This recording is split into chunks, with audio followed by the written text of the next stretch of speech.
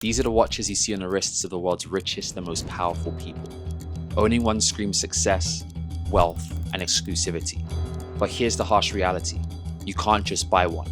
The wait lists are endless, the prices are eye-watering, and in some cases they'll even tell you you're not the right fit. So what's the alternative? Enter the secondary market. It's not just about buying watches, it's about breaking the rules of luxury. Today I'm meeting the people who've cracked the code, the ones who can get you the watches even the wealthiest find hard to get around their wrists. But here's the big question, is it worth it and what does it really take to own one of these pieces? This is the story of how luxury watches became the ultimate game of status and what it takes to win. You're watching Refined Living. We're here right outside Xanco Jewellers. Let's head in. Hey Ismail, how's it going, man? All good. Good to Thanks see for you. coming down. Yeah, for sure. I'm Ismail from Xanco Jewellers. We're a luxury watch reselling brand, so we work on the secondary market, specializing in Swiss luxury brands like Patek Philippe, AP, Richard Mille, and Rolex. But we do a whole array of other brands as well. We're based in the heart of Mayfair, Nice. and that's how we met. So Exactly. We'll dive So, into a bit of that too. yeah, exactly. Great. All right, let's check out these watches, man. For sure. I'm super excited, man. Let's go, man. Let's dive into what it. do you have? No problem. Wow. Yeah, so today we have an array of watches, and we're mainly focused on Rolex at the moment. It's what we call blue chip in the industry, right? Yeah. You trade in and out of it. It's the most in demand and it's the most accessible for people. Yeah. I think, prices, they range across the whole board, but you'll see prices starting from 5K all the way up until 45 Wow. in this box here. Yeah. And that's the kind of general trade that we're Amazing. dealing with. So yeah. And would you say like Rolex is the top brand in terms of like sales? Yes, I would say on a volume perspective, for sure. So Rolex, we trade in day out the most, but we have slowly started to pivot more towards Patek. Nice. And that's because we're kind of pushing our clients into what we would call a safer investment. I wouldn't want to sell a watch to you as an investment anymore, really. But if you're looking at a store of value and where your money is safer, then certain brands do trump others. Yeah. So with the market now, Yeah. what you'll find is that Rolex has come down a lot, and that's Yeah. in general across the whole board. So Yeah. it has come down a lot, and you'll find prices that are lower than retail that we can supply, or they're just a touch over or around list. So you don't have to wait a Rolex anymore to get those pieces. Exactly. But yeah, it's interesting times. Yeah, no, definitely. And like, just like you were saying in terms of value, it's such a real thing. So my first watch I got, high-end watch, was in my early 20s. I managed to save up and I really wanted a Rolex. Okay, nice. So saved up for 2 summers, went into a dealer. I got a Rolex Datejust 2 Okay. with nice. the gold bezel, Yeah. oyster bracelet, Classic piece. Yeah. silver face, like gorgeous watch. Something very similar. In Yes, that box. it was similar to this one actually, but with the oyster bracelet. Okay, yeah. Anyways, I bought it. I had it for like a year and a half. Excited, Yeah. super great watch. Had a lot of fun. And one day I was like at lunch looking at the watch, and I was just like, you know what? I'd rather have that watch in my the money in my pocket, like instead of having a watch. Yeah.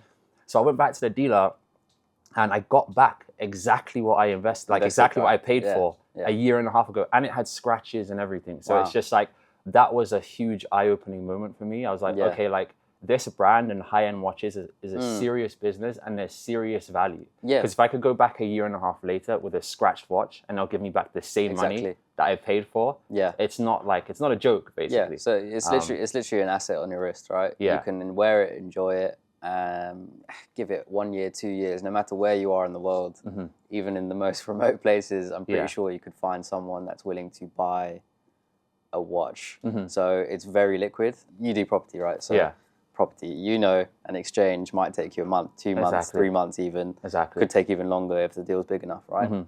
And then, cars is the same thing. It's like, is the mileage correct? Has it got the V5C? Has it got all of these things that you need to put in paperwork, essentially, to be able to sell it? Exactly. And then it's determined by the buyer, right? Yeah. They might not be sure. Yeah. But with watches, it's kind of, you take it at face value. It is what it is. It's a watch. That's the beauty of it. It's so liquid and you can actually enjoy them. Whereas I think the headache in other industries can kind of get to you. Oh no, definitely, definitely. What's the first watch do you think I should look at? I should try. I mean, based on our... This is, what's that one there? That caught my eye. Yeah, because I know you like GMTs. Yes, I love GMTs. Yeah, so this is the Batman. Wow. So it's a reference 126710 BLNR. Fun little fact is, so the BLNR stands for bleu and noir. Okay. Because on the bezel it has black and blue, right? Ah, got it. Yeah. So yeah, the Batman, obviously named after the Batman, superhero yeah, Batman, exactly. just because of the outfit. It's funny, you know, because all the watches they have, like the Hulk is green, exactly. and the Bruce Wayne is a new one, which is a more dressed down kind of watch. And do these names come after?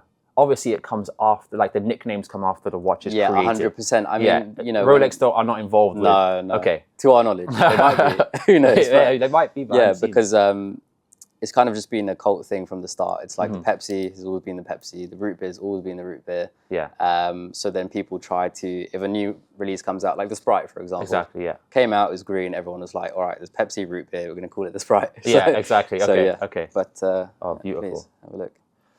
And so for the people watching, what's the like story of Xanco Jewellers of you guys? Yeah, so we started more or less coming up to around 6 years ago.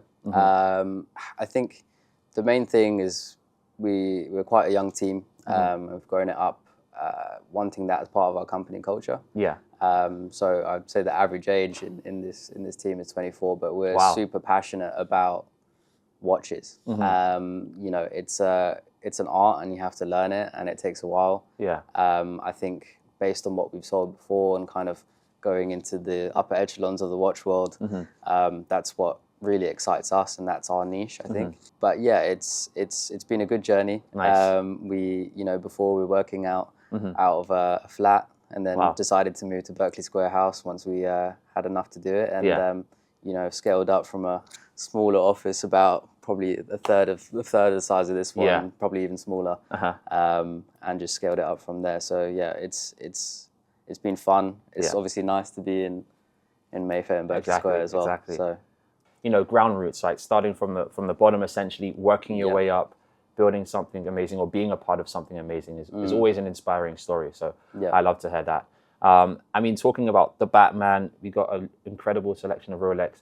Like, who's buying these watches? Like, who's typically buying high-end watches? It could vary, it could change, but are there like similar customer profiles, would you say? The customer range is so broad, and that's because, you know, there will be people, you know, with the same story as you. They saved up to 2-3 summers, and they're wanting to get their first watch. And then there's people that, you know, discerning collectors, and they have probably like 25, 35, 50 plus watches in their collection. So that range in and of itself means that you're going to meet a lot of different people. What I would say is our main kind of audience is around the size of professional athletes, which we've kind of pushed for. It's the high net worth and ultra high net worth individuals. As I said, you know, we are kind of in that niche space of the grand complication, kind of Philippe's and Richard Milles and things like that. So that's where we try to position ourselves, because I think it caters to our clientele more. But again, the Rolex is like the blue chip thing. It's a day in, day out, and there's always going to be someone who's looking for a Rolex. Definitely. And I guess that also like leads me to my next question. So funny enough, looking at this Rolex with a pink face, I first saw that on TikTok. There's this big influencer who bought that watch. What is the impact that like influencers and celebrities are having on watch trends in the market? Like, that's a good question. So I would say pre-COVID, so you have to put it in a kind of timeline perspective. Pre-COVID, I think people didn't really know much about watches at all. And I think it boomed once rappers, your influencers, celebrities started getting into watches more. So a good brand to actually pick from is AP. So Audemars Piguet, I mean, it's a established Swiss luxury brand. It's not like it hasn't been around. But that watch was kind of underlooked, and I would say it never got really the recognition unless you were actually like a discerning collector. Then you see people like Lil Wayne, Kanye West, Jay-Z. Kevin Hart, Jay-Z wearing AP. All of a sudden, AP's become this thing that everybody wants to get. It's kind of like when, I don't know if you like Lil Wayne with the G-Shocks. Ah, yes. It was the Everyone same wanted thing. one. And Hublot, like Floyd Yeah. Mayweather and all these guys were wearing Hublot, and everyone wanted the Hublot. So it's exactly the same, even with the Swiss luxury brands and the kind of the top four. No, definitely. It definitely makes a big impact. And there's a story behind the crash too, that it was originally Tyler the Creator and Kanye West who actually made that watch now become unreachable. Exactly. So, I mean, the watch has always been hard to get. So Cartier crash, they typically make very few per boutique, and they're always allocated specifically to a specific client who, you know, has bought a lot of jewelry because they are mainly a jewelry brand. And yeah, it now has become that because of Tyler the Creator, Kanye West, Drake had one, and now even like the YouTuber, the streamers are getting involved in Cartier crash. You know, you're talking about a watch that's about yay small. Yeah, it's yeah, worth, exactly. It's worth like 150, 250, 300,000 plus. Wow. They recently released a 60-60-60 collection, which is made in platinum. And it's 60 of a Santos, 60 of a Gouloche, and a 60 made for the Cartier crash. And it's just 60 of these? Yeah, 60 of each model. And that we last saw trading around 500,000. So yeah, gives you an idea of how much that impacts. Obviously, scarcity plays a big part, and if you can actually get the watch. Exactly. But then, yeah, nobody would want those watches unless they've seen someone else with them, right? Yeah. And those 60, they're going to have something special about them, right? Maybe like a so it'll be numbered edition. Okay. Yeah, exactly. Yeah. Wow, that's so interesting. And that actually also leads me to my next question is like rarity in watches. Like how rare are rare watches, and is scarcity like a thing? Because like me, for instance, there's a certain watch I was interested from getting from you guys. It's gone now. Exactly. So then it's like, oh crap, now I'm more motivated to get. So what's that like? Like, yeah, so I'll answer this on two levels because there is like a longer story to it. But Rolex, for example, they're producing around 1 million pieces a year. So, you know, as much as they are scarce, a million's a lot. Right? Yeah, it's a lot of watches, so I think it's a bit of market manipulation on their side, which has obviously created this secondary market. Like it wouldn't exist if there wasn't a scarcity and demand for those watches, right? So, you know, the GMT, for example, at Rolex, you would have to spend probably on 2 different watches. If they sell jewelry at the authorized dealer as well, they might push you to buy an earring or 2 for a significant other or just a friend or family, whatever. So you can qualify or be eligible to buy that watch because you have to hit a certain level of purchase history before you can get what you want. Wow. But that is, I would say, on the manipulation side, I would say they produce way more Batmans than people think. But it's more so they can manipulate the market and control the scarcity, right? Yeah. In COVID, things were like, you know, you'd walk into an authorized dealer and they would have just exhibition only on the windows, right? So you can't even try them on, or they won't even have them. If you ask for it, they'll be like, no, sorry, you can't sell it. Yeah. You can get it in 2 years, maybe. Oh my God. So wow. that I would say is more so. Yeah.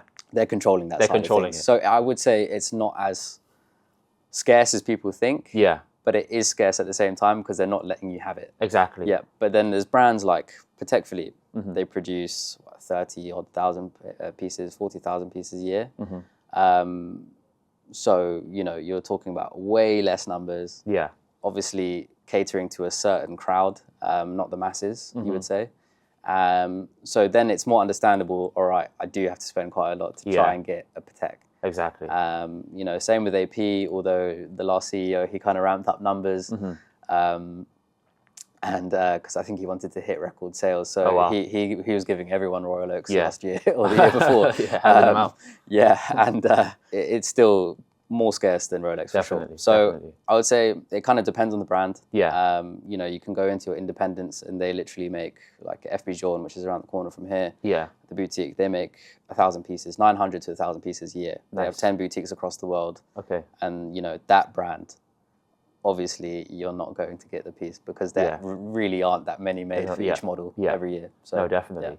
And from this collection, like what would you say here would be most achievable? Like if I was to walk into a Rolex and something happened, there was something available, what most likely would you say I could get my hands on? I'm glad you asked this question because my answer would have been different last year. Yeah. So or the year before even. So we'll take this, which is a Wimbledon bimetal. So this reference 12.6 333. It has a Jubilee bracelet and the fluted bezel. Very classic Rolex piece.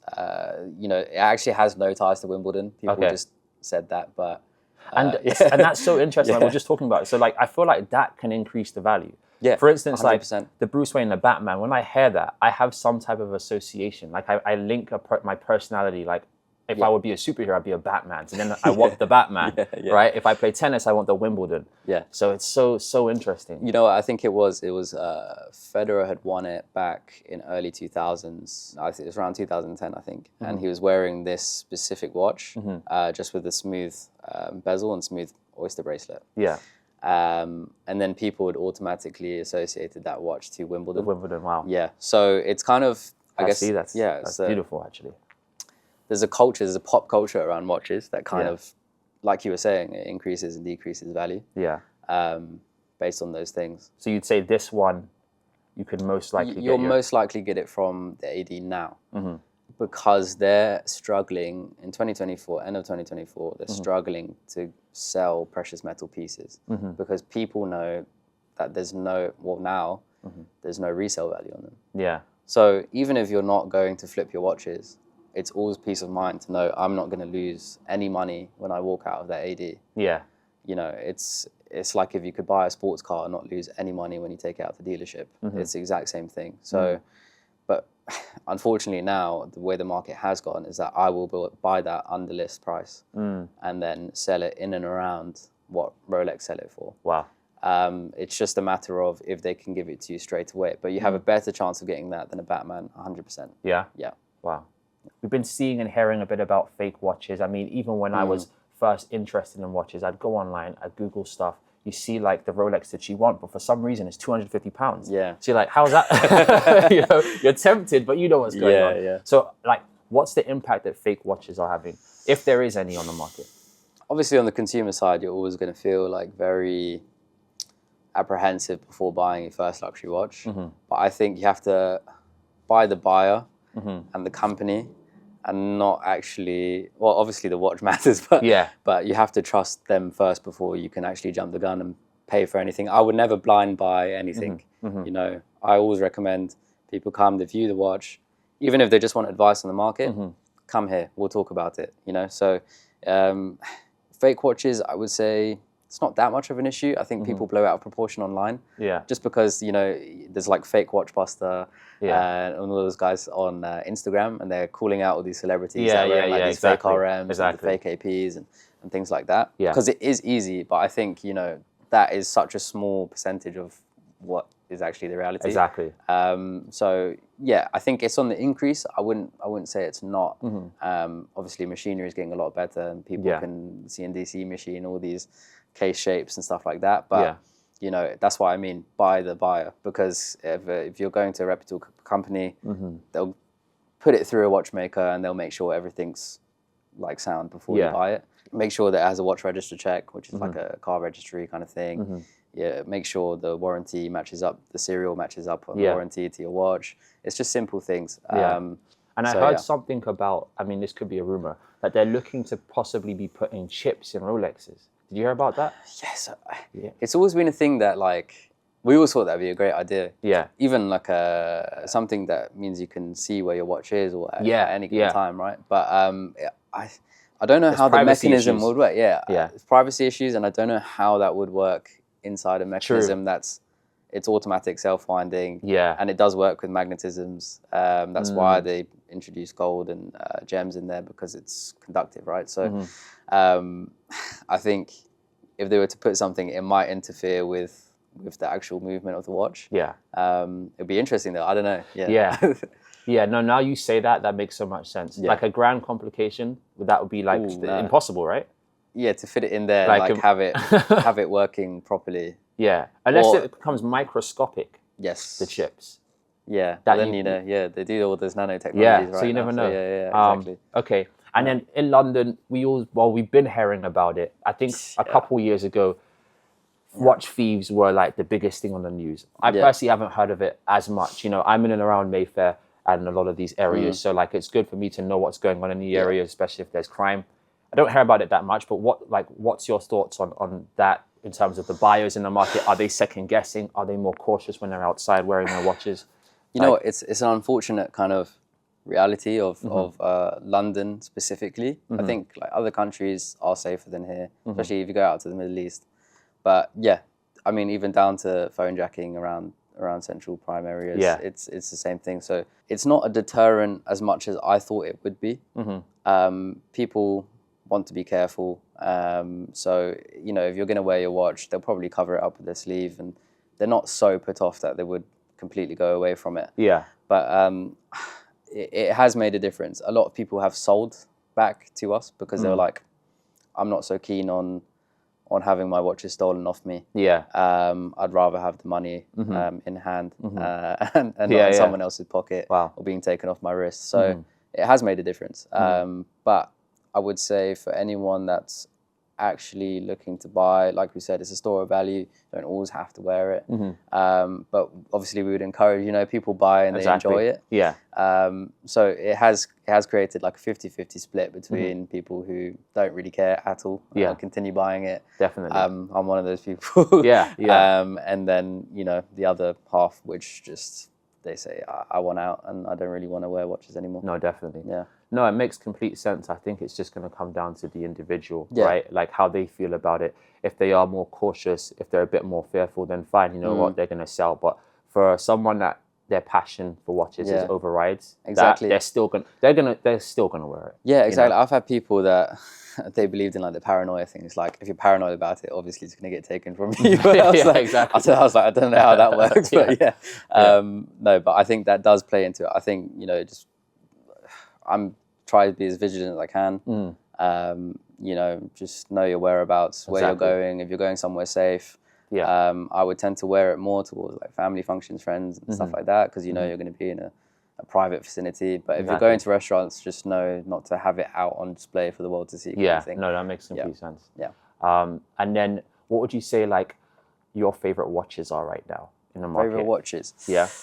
So I'm going to show you one of my favorites, which is actually what you're saying. It's the candy pink. Oh, nice. Yeah, there you go. So I have small wrists, by the way. So this makes more sense for me. But you know what it is? I think for the price and the fun of it, 36mm is what Rolex used to make anyway. So that was the standardized unisex kind of size. Now everyone's going into 41, 42mm. That's just the way the market's gone. Yeah. But we've seen slowly in more recent times is that people are kind of going for the smaller pieces again. And I think retro is kind of coming in anyway into just fashion in general. Definitely. So that's played a huge part into that. But yeah, the 36mm, I think, is so clean. The pink stands out. Exactly. I don't know, for me, it's something, I would wear it. I get slated a lot at the office for saying that, but yeah.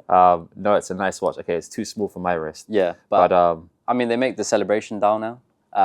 Which has all the colours. Yeah, it has all the colours of the other Oyster Perpetual dials. So it has the Tiffany blue, has the pink, very nice, has the yellow and the red and the green. 41mm they don't make in the pink, which is why also it stands out for me a bit more. But yeah, if you did want a bigger one, then you know you're looking at Tiffany is a really fun color. Yeah, and obviously that when it came out, I heard about that was a big deal. The Tiffany blue. So Tiffany blue, the only reason it went up like that is because Patek Philippe made the Tiffany Nautilus. Got it. And they made 170 pieces of those. One sold in auction, I believe, at around 7 million. Wow. When that auction happened, the Rolex Tiffany one just shot up in price. We're talking from a 5K watch all the way, I think people were paying over 40K for it. Wow. Dropped all the way back down to like now around, you know, the mid-teens kind of area. But yeah, so... And these are official partnerships with Tiffany, like with the brand. So it's so like Tiffany stamped Pateks, for example. That's specific to the New York boutique. So if you're a Tiffany client there, you can also get Pateks from there. Oh, really? With the Tiffany stamp. So it'll say Tiffany & Co. So it's not specific just to that Tiffany Nautilus. Okay. They'll make, they've done Tiffany & Co. Aquanauts. So I can take my Rolex to Tiffany? No. No. They make a certain amount of those pieces, and you have to be allocated them. Got it. Tiffany will make them with Patek. Yes. And then you have to be allocated if you're a VIP client. Yes, so they'll sense. make, for example, not the 5711 Nautilus, but 5980 Nautilus. Yeah. They would have made about 15 pieces of those Tiffany stamped Pateks. Wow. Which is why, you know, compared to you're looking at 160 grand you pay for a normal 5980 rose. Yeah. A Tiffany one will cost you around 260. So it's about 100 grand different. But there's only like 15, 20 made. So, yeah, exactly. You know. Going back to the rarity. Yeah, okay. Exactly. And then in terms of pricing here, like, so what are the price of these watches that we have? Yeah, so we're ranging from, like I said, so all the way from the bottom, I would say, is the Santos and the Candy Pink. Okay. For a brand new 2024, unworn, around £8,000. Nice. The Cartier Santos mid-size, you'll get small discount at retail. From us, we usually can get discount on Cartier and Tudor and IWC, etc. So this is around £6,500 to £7,000 for a new one, or a year older maybe. Yeah.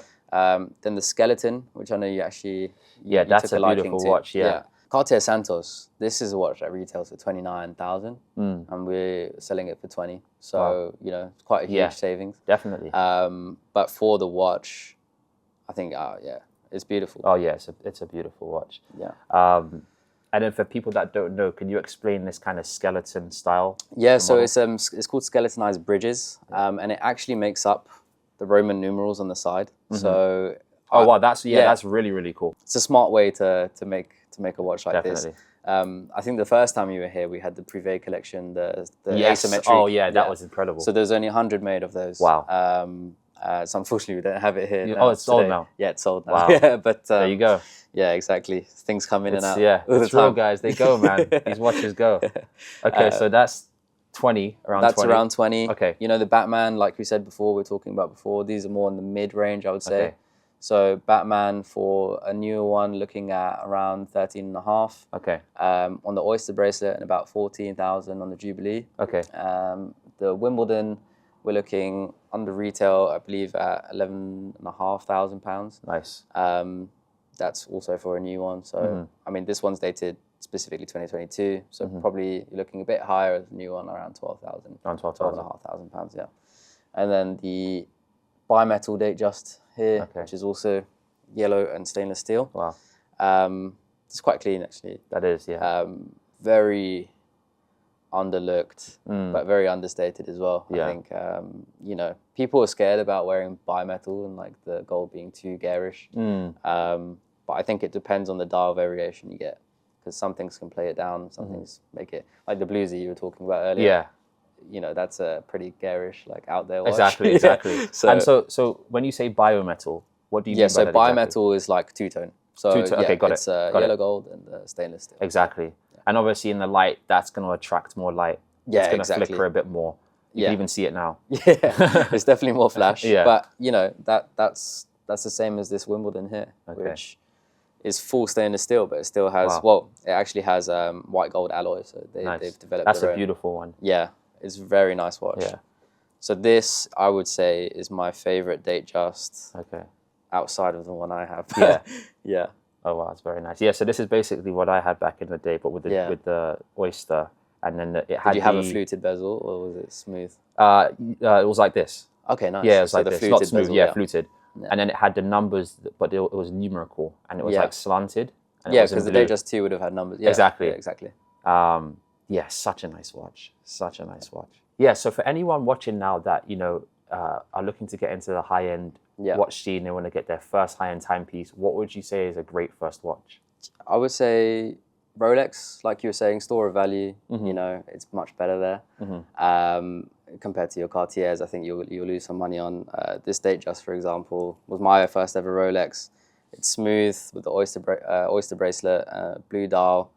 It's so simple. You can wear it for any occasion. It doubles up at sports, but also on the dress side as well. Yeah. You can pair this up with a suit. Super sophisticated. Yeah, super sophisticated. It's just, you know, go simple, I think, for your first ever watch. If not, go for a Submariner, maybe a non-date as well. Nice. Which, you know, those watches are nice one. Kind of good, yeah. Great. And then, like, seeing your watch, I already know what it says about you, but in your opinion, for someone that's wearing a nice classic timepiece, maybe not an AP, maybe not a Patek, what do you think it says about them? It is a status symbol, but I think people should enjoy what they want to wear rather than having it for someone else in that sense. But I think you can tell a lot about someone's character from the watch that they're wearing. Exactly. You know, if you see someone in an Apple Watch, you're going to know that they're pretty on their business and that they're just wearing it, or they're into their health.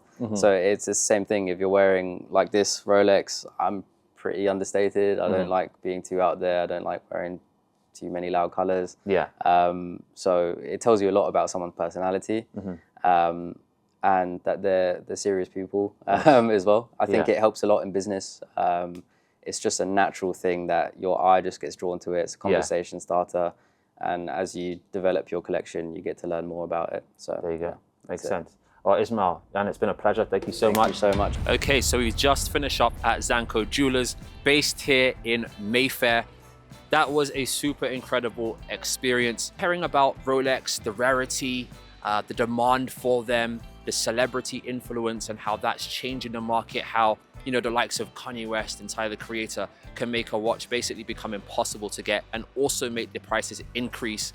That's very interesting. And then also the value side of watches. Ismail spoke a bit about how Patek and AP are now seeming more like a good long-term investment, and also how the investment side of watches is it fluctuates a lot. You know, some people say they're not investments, some people say they are, but then there's obvious evidence that you can get your money back, or sometimes you can even get more than you put in. So the watch industry is super interesting. I was really excited to be able to go on this tour and have this conversation with them today. I've always been into watches, and to be able to get this much knowledge from the insiders was just a great time, so I had a lot of fun. In terms of Xanco Jewellers, I would say they are a 4.5 out of 5 stars, and I do give them the Refined Living seal of approval. Thanks for watching this, guys. If you want to check out more videos like this, check out the next 2 that are going to pop up on the screen, and I'll see you in the next one.